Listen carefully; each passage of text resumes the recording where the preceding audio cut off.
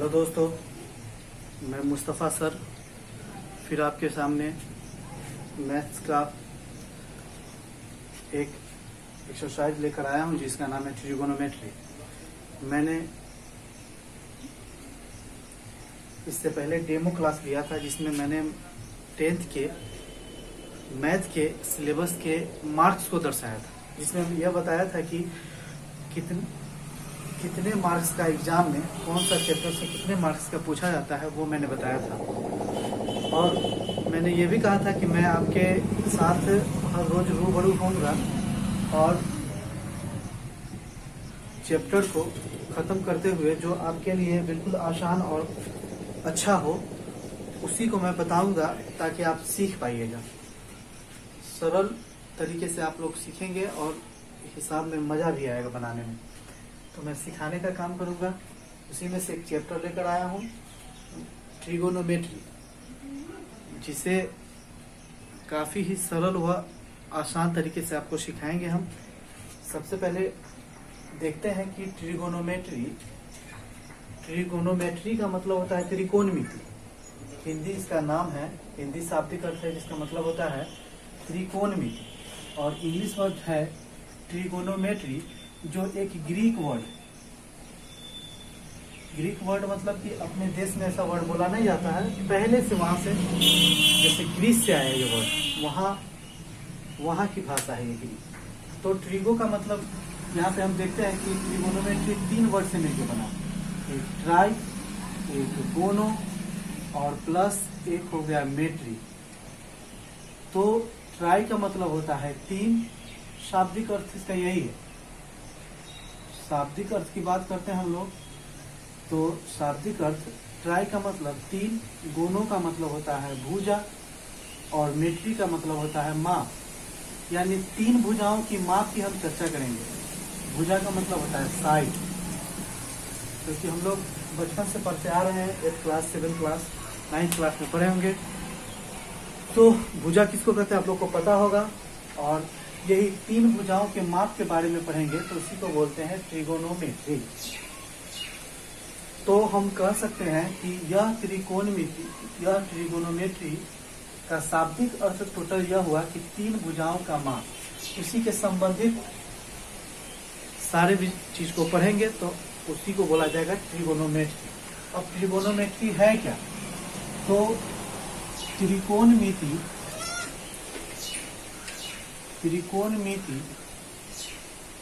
Mathematics का वह branch है जिसमें हम समकोण त्रिभुज, कौन त्रिभुज को? समकोण त्रिभुज के भुजाओं तथा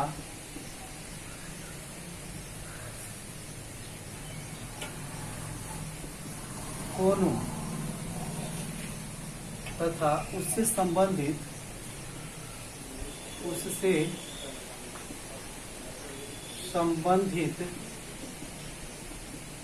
कोणों का अध्ययन करते हैं। कोणों का अध्ययन करते हैं जिसे ट्रिगोनोमेट्री कहते हैं। तो ट्रिगोनोमेट्री का यहीं पे से परिभाषा निकल गया कि ट्रिगोनोमेट्री मैथमेटिक्स का वह ब्रांच है, मतलब उसी मैथमेटिक्स का वह पार्ट है जिसमें हम समकोण त्रिभुज, कैसा त्रिभुज? तो हम बोल सकते हैं कि समकोण त्रिभुज, यानी राइट एंगल ट्रायंगल, इसको हम लोग बोल सकते हैं राइट एंगल ट्रायंगल, मतलब कि वैसा त्रिभुज जिसका एक कोण का मान 90 डिग्री के बराबर हो, उसे समकोण त्रिभुज कहते हैं। और उसी के भुजाओं तथा उससे संबंधित कोणों का अध्ययन करते हैं, उसे त्रिकोणमिति कहते हैं। और हिंदी में इसका नाम भी है त्रिकोणमिति, मतलब त्रिकोणमिति। कोण का मतलब आप लोग जान रहे हैं कि जहां पर 2 लाइन आकर एक पॉइंट पर मिले उसे कोण कहते हैं, या उससे कोण का निर्माण होता है। तो हम यहाँ पर एक बात सीख गए कि त्रिभुज में, ट्रिगोनोमेट्री में हम समकोण त्रिभुज का चर्चा किया जाता है। किस त्रिभुज का? तो समकोण त्रिभुज का।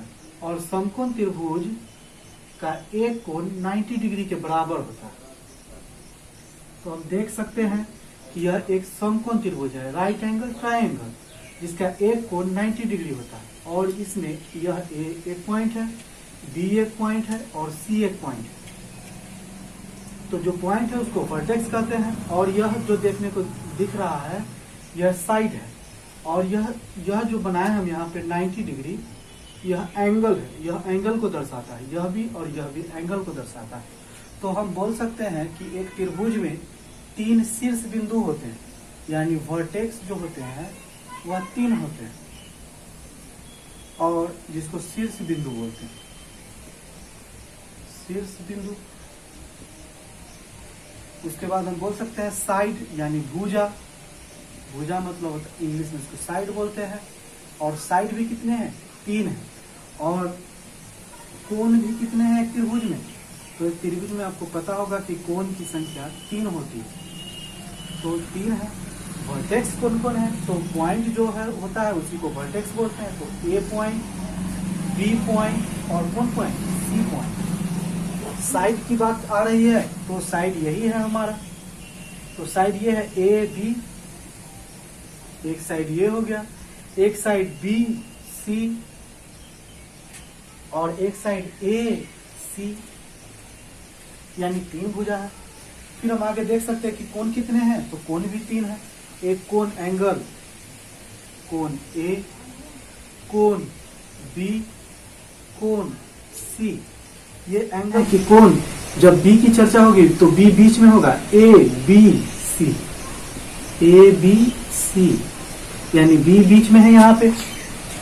उसके बाद हम बोल सकते हैं सी, जब सी को लिखना होगा तो हम बोल सकते हैं ए सी बी या बी सी ए, दोनों में से कोई बोल सकते हैं।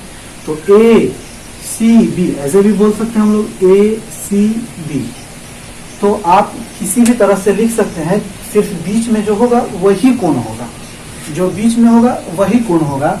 यहाँ पर इसको हम पलट भी सकते हैं, सी को पहले भी लिख सकते हैं, बी को बाद में भी। यानी हम बोल सकते हैं सी ए बी, ऐसा भी बोल सकते हैं, कोण सी ए बी। यहाँ पे बीच में कौन है? ए, तो यही एंगल बनेगा, यही एंगल होगा। यहाँ पे हम इसको उलट भी सकते हैं, सी बी ए, तो बीच में कौन है? बी, तो तीनों का नाम सेम है ये। और यहाँ पे हम देख सकते हैं कि कौन बी सी ए, यहाँ पे भी कौन बीच में है? ये। तो यह एंगल को ही दर्शाता है। ये बोले या ये बोले या ये बोले, तीनों बात क्या है? बराबर है। यह बोले या यह बोले या यह बोले, तीनों बात सेम है। यह बोले यह बोले यह बोले, ये भी सेम। या साइड को हम बोल सकते हैं, यहाँ लिखे हैं ए बी, या हम बी ए भी बोल सकते हैं, ए सी या सी ए, दोनों में से कोई बोल सकते हैं। बी सी या सी बी, हम दोनों में से कोई बोल सकते हैं। तो हम लोग यहाँ तक इस बात को सीखे कि एक त्रिभुज में 3 वर्टेक्स होते हैं, 3 साइड्स होते हैं और 3 एंगल होते हैं। और इसी तीनों से संबंधित जितनी जानकारी हमें मिलेगी उसे हम कहते हैं ट्रिगोनोमेट्री, उसे ही हम कहते हैं ट्रिगोनोमेट्री। आप इसे नोट कर सकते हैं या लिख भी सकते हैं। फिर उसके बाद हम आगे चर्चा करेंगे जरा सा। तो हम लोगों ने सीखा कि त्रिभुज में 3 वर्टेक्स होते हैं, 3 साइड होते हैं तथा 3 एंगल होते हैं। इसके बाद हम लोग देखते हैं कि पाइथागोरस नामक मैथमेटिशियन ने इसको आगे बढ़ाने का काम किया और उन्होंने बताया कि समकोण त्रिभुज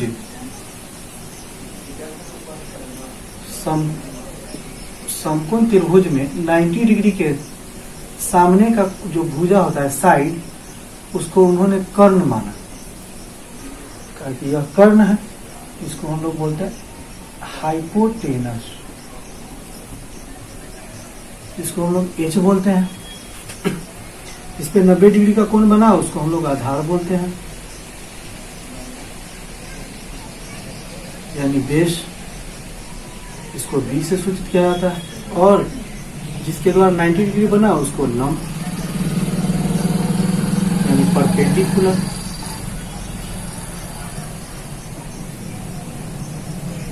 परपेंडिकुलर यानी पी। तो हम देख सकते हैं कि कोणों और भुजाओं के आधार पर ट्रिगोनोमेट्री समकोण त्रिभुज को बांटा गया, जिसमें एक कोण थीटा लिया गया, थीटा कोण है यहाँ पे, तो थीटा कोण है तो थीटा के सामने वाले को लंब माना गया। उन्होंने बताया कि थीटा के सामने वाला जो भुजा होगा वह क्या होगा, लंब, और जो बच गया वही भी। तो अगर कोण यहाँ माना जाए तो इसके सामने वाला जो भुजा होगा, ये इसके सामने वाला भुजा वह लंब होगा, और जो बच गया वह आधार होगा। उसी के आधार पर जैसे हम एक और देख लेते हैं, एक समकोण त्रिभुज बनाकर, जैसे कि उन्होंने बताया कि यह 90 डिग्री का कोण है, अगर ए बी सी और थीटा यहाँ लिया गया, कोण को यहाँ माना गया, तो हम बताएं कि इसमें तो एक हम लोग को पता है कि 90 डिग्री के सामने वाला भुजा क्या होगा, तो कर्ण होगा, और थीटा के सामने वाला भुजा क्या होगा, तो लंब होगा। थीटा के सामने वाला भुजा क्या होगा, तो लंब, यानी जब कोण यहाँ पे बनेगा तो उसके अनुसार लंब यहाँ पे हो जाएगा, और जो बच गया वही आधार। तो हम लोग को सीख गए कि 90 डिग्री के सामने वाला भुजा कर्ण होता है, जो सबसे बड़ी भुजा है। उसके बाद ये दोनों में से कोई एक बड़ा हो भी हो सकता है और कोई एक छोटा भी हो सकता है। तो वह कोण के आधार पर डिपेंड करेगा कि कोण कितना डिग्री का बन रहा है, उसके आधार पर कोई बड़ा होगा कोई छोटा होगा। अगर 30 डिग्री का बन रहा है यहाँ पे, अगर यहाँ पे 30 डिग्री का बन रहा है और यहाँ पे 60 डिग्री का बन रहा है, तो 60 डिग्री के सामने वाला भुजा बड़ा होगा, 30 डिग्री के सामने वाला भुजा छोटा होगा, अर्थात इसका लंबाई बड़ा होगा और इसका लंबाई छोटा होगा। जैसे हम देख सकते हैं, यहाँ पे एक बात सीख सकते हैं कि अगर यहाँ पे 60 डिग्री का कोण बन रहा है, एक तो 90 डिग्री है, और हम जानते हैं कि त्रिभुज के तीनों कोणों का योग 180 डिग्री होता है, और 180 डिग्री होता है, तो एक ये 60 हो गया तो बच गया 30। तो 60 के सामने वाला भुजा बड़ा होगा और 30 के सामने वाला भुजा छोटा होगा, अर्थात सबसे बड़ा तो कर्ण होगा ही, सबसे पहले सबसे बड़ा कर्ण होगा। और इस दोनों में जब डिपेंड करना होगा कि कौन बड़ा है इसमें, तो हम एंगल को देखेंगे कि एंगल बड़ा है कि छोटा। अगर यह 60 डिग्री का है तो 60 डिग्री के सामने वाला भुजा बड़ा होगा और 30 डिग्री के सामने वाला भुजा छोटा होगा। कहने का मतलब यह हुआ कि यह छोटा हो जाएगा इससे और यह बड़ा होगा इससे। ये बात आपको समझ में आ रहा है? अब यहाँ पे देख सकते हैं कि अगर यह अपोजिट हो जाए, यह 60 डिग्री हो जाए और यह 30 डिग्री हो जाए, तो 30 डिग्री के सामने वाला भुजा अब यह छोटा हो जाएगा और यह क्या हो जाएगा, बड़ा हो जाएगा। 60 डिग्री के सामने वाला बड़ा हो जाएगा और 30 डिग्री के सामने वाला यह छोटा हो जाएगा। जैसे अगर इसका मान 5, 4 आ रहा है, तो इसका मान 60 डिग्री के मान अगर 4 आ रहा है किसी चीज में, तो यह 3 होगा, 4 से छोटा होगा, चाहे जितना छोटा हो। और यह 4 से हमेशा बड़ा हो, यह दोनों साइड से यह बड़ा होगा क्योंकि यह बड़ा साइड है। तो आप लोग समझ गए होंगे। यहाँ पे देख सकते हैं कि अगर दोनों कोणों का मान 45 डिग्री हो, क्योंकि 90 तो एक है और 90 दोनों मिलके होना चाहिए, तब ना 90 और 90 180। अगर यह 45 है तो यह भी 45 होगा। तो यहाँ पे क्या सिचुएशन आ जाएगा कि इसके सामने वाला भुजा और इसके सामने वाला भुजा दोनों का मान हमेशा बराबर में हो जाएगा। अगर यह 4 है तो यह भी 4 होगा, अगर यह 5 है तो यह भी 5 होगा, अगर यह फलना है तो यह भी फलना हो जाएगा। अर्थात हम कह सकते हैं कि कोण के आधार पर लंब और आधार का भुजा की लंबाई डिपेंड करता है। तो इतना तक हम लोग बात समझ गए होंगे। अब फिर आगे बढ़ते हम लोग देखते हैं। अब पाइथागोरस का कहना था, उन्होंने ही इसको आगे बढ़ाया। तो उन्होंने बताया कि जो कर्ण है, यहाँ पे जो हम कर्ण देख रहे हैं, जो कर्ण है वह कर्ण जो होता है वह लंब और आधार को अगर हम स्क्वायर करेंगे, लंब और आधार को अगर हम स्क्वायर करते हैं और दोनों को जोड़ेंगे तो वह कर्ण के स्क्वायर के बराबर होगा। यानी कर्ण स्क्वायर बराबर लंब स्क्वायर जोड़ आधार स्क्वायर। कर्ण स्क्वायर बराबर क्या होगा, यह साइड बराबर होगा लंब के और आधार के स्क्वायर के जोड़ के। तो हम बोल सकते हैं कि लंब का स्क्वायर प्लस आधार के स्क्वायर का योग जो होगा वह कर्ण के स्क्वायर के बराबर में होगा। और यह बात बताया किसने, तो पाइथागोरस ने, मैथमेटिशियन का नाम है।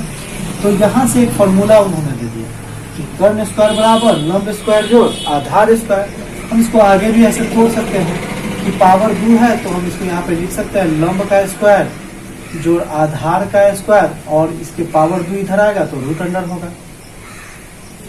सबसे पहले एक बात सीख लेते हैं हम लोग, बराबर है यहाँ पे, अगर कोई चीज यहाँ पे प्लस में है, अगर कोई चीज यहाँ पे प्लस में है तो बराबर किस तरफ जाएगा तो माइनस में होगा। अगर माइनस में है बराबर किस तरफ जाएगा तो प्लस में होगा। अगर गुना में है तो बराबर के इस पार जाएगा तो वह गुना भाग में हो जाएगा, और अगर भाग में है इस तरफ जाएगा तो गुना में हो जाएगा। ऐसा हम लोग देखते हैं। और अगर माइनस में है, एक और बात देख लेते हैं हम लोग कि अगर यहाँ पे स्क्वायर में कोई वर्ड, कोई स्क्वायर में 2 का स्क्वायर, 5 का स्क्वायर, 10 का स्क्वायर, तो स्क्वायर में है और बराबर की इस तरफ जाएगा तो वह रूट में हो जाएगा। उसी अनुसार अगर कोई चीज इधर माइनस में है और इस तरफ आएगा तो वह प्लस में हो जाएगा, और प्लस में है तो माइनस में। उसी तरह भाग में है तो गुना में, गुना में है तो भाग में, और इस तरफ अगर रूट में है तो स्क्वायर में हो जाएगा। एक दूसरे के अपोजिट होते रहेगा। तो यहाँ पे हम लोग सीख लिए ये सब बातें, नोट कर सकते हैं आप लोग। तो देख सकते हैं इसी के बेस पर हम 2-3 हिसाब बनाएंगे एग्जाम्पल के तौर पर, इससे हम आधार निकालना सीखेंगे और बेस निकालना सीखेंगे। जैसे कि किसी क्वेश्चन में दिया हुआ रहेगा, किसी क्वेश्चन में दिया हुआ रहेगा कि जैसे एग्जाम्पल से हम लोग समझते हैं एक क्वेश्चन, पहला क्वेश्चन मेरा होगा, उसके बाद आप लोग बना सकते हैं।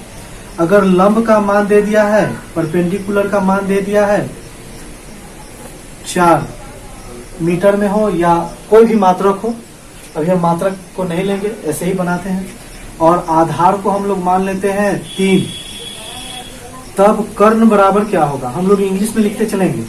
यानी ये h स्क्वायर बराबर p स्क्वायर जो b स्क्वायर, ऐसे भी हम बोल सकते हैं इसको। और यहाँ h बराबर root under p square plus b square, ऐसे भी लिख सकते हैं। तो ये शॉर्ट होगा लिखने में और टाइम का भी बचत करेगा हम लोग को। तो हम लोग को ध्यान में रखना है, h मतलब कर्ण, p मतलब लंब और b मतलब आधार।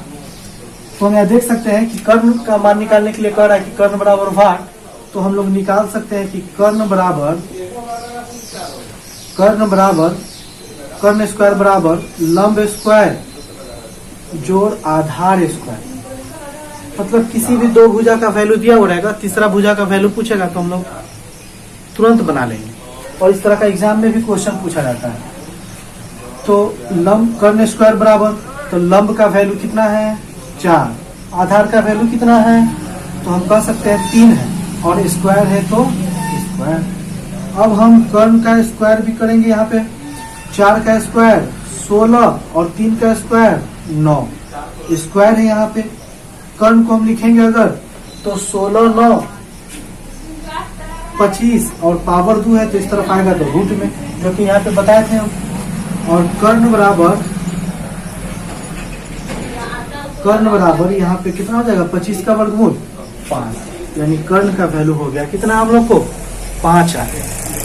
हम लोग इतना बात सीख लिए हैं, कर्ण का वैल्यू 5।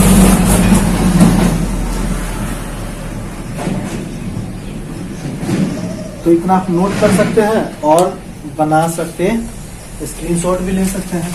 उसी के तर्क पर एक हिसाब हम दे रहे हैं, एक क्वेश्चन है, आप इसे बनाइए। जैसे क्वेश्चन दिया हो रहेगा कि यदि आधार बराबर है, आधार का वैल्यू दिया हुआ रहेगा कि 8 है, मीटर मात्रक को हम नहीं अभी लिख रहे हैं, और लंब है वो ऐसे 6 है, तो कर्ण बराबर क्या होगा आप लोग इसे बना सकते हैं।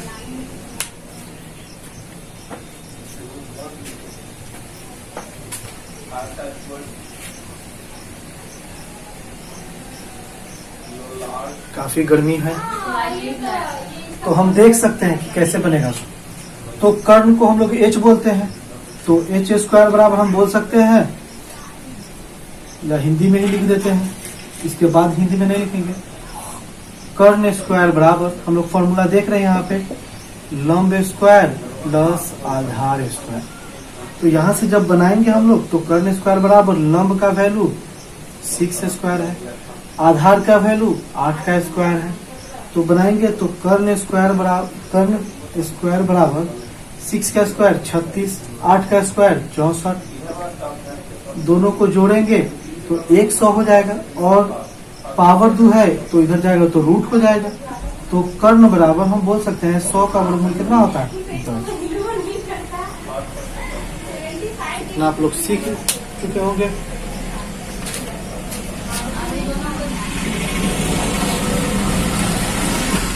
आप इसे नोट भी कर सकते हैं, और एग्जाम के व्यू से एग्जाम्पल दिया जाता है कि जो हम आपको सिखाने का कोशिश करेंगे, हिसाब आगे बताएंगे, जो क्वेश्चन बताएंगे वह इस फॉर्मूला बेस पे ही रहेगा। तो आप लोग फॉर्मूला को नोट करते जाएंगे, कॉपी पे लिखते जाएंगे तो और बेहतर है। एक और एग्जाम्पल हम देते हैं आपको।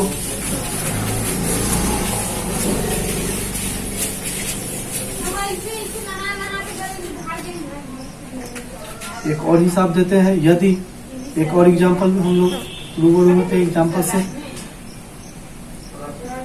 कर्ण का वैल्यू दे दिया है 13,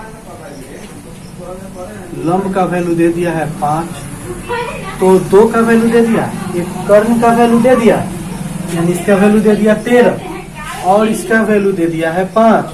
तो कह रहा है कि आप आधार का वैल्यू निकालो। 2 दे दिया तो तीसरा का पूछेगा ही पूछेगा। आधार बराबर 1, तो आप इसे बना सकते हैं। आप इसे बनाकर देख सकते हैं कि कितना आएगा। आधार बराबर 1, तो आप इसे बनाइए। इसे पहले सीखने का कोशिश करते हैं हम लोग, बनाने की काम आगे होगी। हम लोग जानते हैं फॉर्मूला से, कर्ण स्क्वायर बराबर लंब स्क्वायर जोड़ आधार स्क्वायर। हम लोग को पता है कर्ण का वैल्यू दे दिया है, यहाँ पे 13 दिया, तो 13 का स्क्वायर कर लेंगे हम लोग। लंब का स्क्वायर है तो लंब का स्क्वायर यानी 5 का स्क्वायर कर लेंगे हम लोग, और आधार का स्क्वायर है तो आधार का स्क्वायर करेंगे। आधार का वैल्यू दिया हुआ नहीं है, और यहाँ पे हम गुना कर सकते हैं 13 का स्क्वायर, तो 13 गुने 13 तो 169 गुना करेंगे तो, और 5 का स्क्वायर तो 50, 25 प्लस आधार है तो आधार का स्क्वायर। अब यहाँ पे देख सकते हैं 25 इधर प्लस में है, कुछ भी नहीं है तो इधर आएगा तो माइनस में हो जाएगा, यानी 169 माइनस 25 बराबर आधार का स्क्वायर। अब यहाँ पे हम बताए थे कि अगर इधर स्क्वायर में है बराबर किस तरफ आएगा तो रूट में हो जाएगा, तो आधार यहीं पे रहने देते हैं, और 169 में से 25 घटेगा तो 144। अब पावर 2 है इस तरफ आएगा तो रूट में हो जाएगा, अर्थात आधार बराबर 144 का वर्गमूल 12। यानी हम कह सकते हैं कि आधार बराबर 144 का वर्गमूल 12, तो आधार का वैल्यू कितना आ गया 12, यानी इसका बेस का वैल्यू आ गया 12।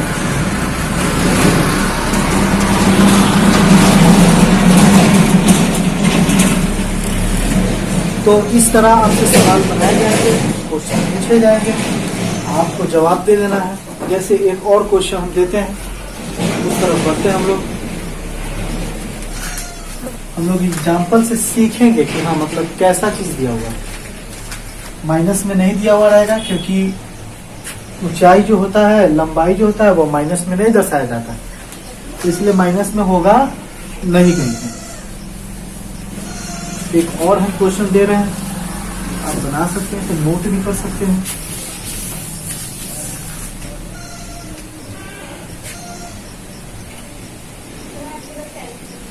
एक क्वेश्चन है कि यदि लंब बराबर 12 है, कर्ण बराबर 13 है, तो आधार बराबर हम यहाँ पलट देते हैं इसको। यदि आधार बराबर 12, कर्ण बराबर 13, जब 2 का वैल्यू दे दिया है तो कर्ण का, जब 2 का वैल्यू दे दिया, आधार का भी कर्ण का भी वैल्यू दे दिया है, तो अब पूछेगा किसका वैल्यू, लंब का वैल्यू पूछेगा कि लंब बराबर 12। तो आप इसे भी बना सकते हैं, यहाँ पे दे दिया है, इससे भी आप बना सकते हैं। तो हम लोग देखते हैं कि फॉर्मूला सिर्फ एक ही रहेगा, फॉर्मूला सिर्फ एक ही रहेगा, कर्ण स्क्वायर बराबर लंब स्क्वायर जो आधार स्क्वायर। इससे भी हम लोग सीख सकते हैं, यही फॉर्मूला हर जगह यूज होगा जहां पे हम लोग को यूज करना है। कोई 2 का वैल्यू देगा, तीसरा का वैल्यू पूछेगा तो हमें बता देना। तो हम लोग देखते हैं कि फॉर्मूला जो होता है वह चूंकि कर्ण स्क्वायर बराबर लंब स्क्वायर प्लस आधार का स्क्वायर। कर्ण का वैल्यू क्या होगा, तो कर्ण का वैल्यू 13 है तो 13 का स्क्वायर, लंब का वैल्यू 12 है तो लंब का नहीं है तो लंब का छोड़ देते हैं, आधार का स्क्वायर 12 का स्क्वायर। तो आप देख सकते हैं 13 का स्क्वायर 169, लंब स्क्वायर है तो जैसे का तैसे, और आधार का स्क्वायर है तो 12 का स्क्वायर करेंगे तो 12 गुने 12 144। जब 144 इधर आएगा प्लस में है, इस तरफ आएगा तो माइनस में हो जाएगा और लंब स्क्वायर हो जाएगा। अब यहाँ पर देख सकते हैं कि 169 में से 144 घटेगा तो 25 बचेगा और पावर 2 है इस तरफ आएगा तो रूट में हो जाएगा, पहले हम बता चुके हैं उधर। तो लंब पावर 2 इस तरफ आएगा तो रूट में होगा और लंब बराबर 25 का वर्गमूल 5, अर्थात लंब बराबर कितना हो गया, 5 हो गया। इस तरह से हम हिसाब को बना सकते हैं। या फिर ऐसा सवाल न देगा, हो सकता है कि आपको एक ट्रायंगल बना कर दे दे, सवाल में एक ट्रायंगल बना दे और तब पूछे आपसे, आप इसे नोट भी कर सकते हैं।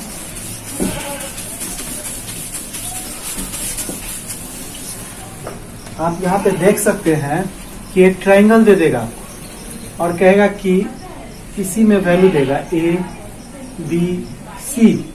यहाँ पे देख सकते हैं ये एंगल है, ये थीटा है, तो P का वैल्यू दे दिया, इसका वैल्यू दे दिया, थीटा यहाँ पे है, कोण बन रहा है तो कोण के सामने वाला भुजा होगा वो हमेशा लंब होगा और जो बच जाएगा सो आधार होगा, 90 डिग्री के सामने वाला कर्ण होगा, आपको पता है। तो इसका वैल्यू दे दिया है 3, इसका वैल्यू दे दिया है 4, इसका वैल्यू दे दिया है x, इसका वैल्यू दे दिया है y, तो इसका वैल्यू क्या होगा, ऐसे पूछेगा क्वेश्चन, पूछ सकता है। तो आप यहां से भी बता सकते हैं, यहां से बता सकते हैं कि यह थीटा के सामने वाला जो भुजा होगा वह लंब होगा। लंब मतलब P, यानी P का वैल्यू हो गया x और 90 डिग्री के सामने वाला भुजा हो जाएगा कर्ण। तो निकालने के लिए हमको कह दिया कर्ण मतलब h और जो बच गया वो हो गया आधार। आधार का मतलब हो जाता है बेस। तो कर्ण निकालने के लिए कहा, तो कर्ण निकालने के लिए फॉर्मूला हमको पता है पहले से, यानी h स्क्वायर बराबर p square plus b square. एक ही फॉर्मूला से वैसा हिसाब बने। p मतलब लंब, b मतलब बेस आधार और h मतलब कर्ण। h बराबर रूट, ऐसे भी हम बना सकते हैं, h स्क्वायर बराबर p का वैल्यू x स्क्वायर, b का वैल्यू y स्क्वायर।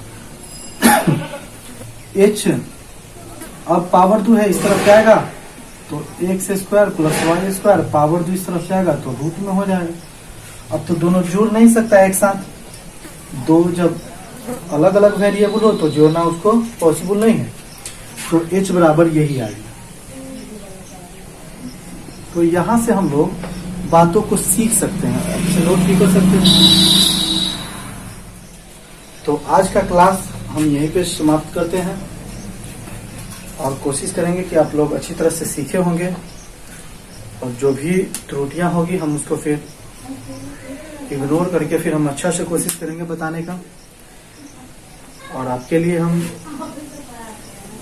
मैथ्स लेकर आए हैं, काफी सरल तरीके से सिखाएंगे। घर में रहे, सेफ रहे, बाहर जाने से बचे। और इसी के साथ हम अपनी बात को खत्म करते हैं। धन्यवाद।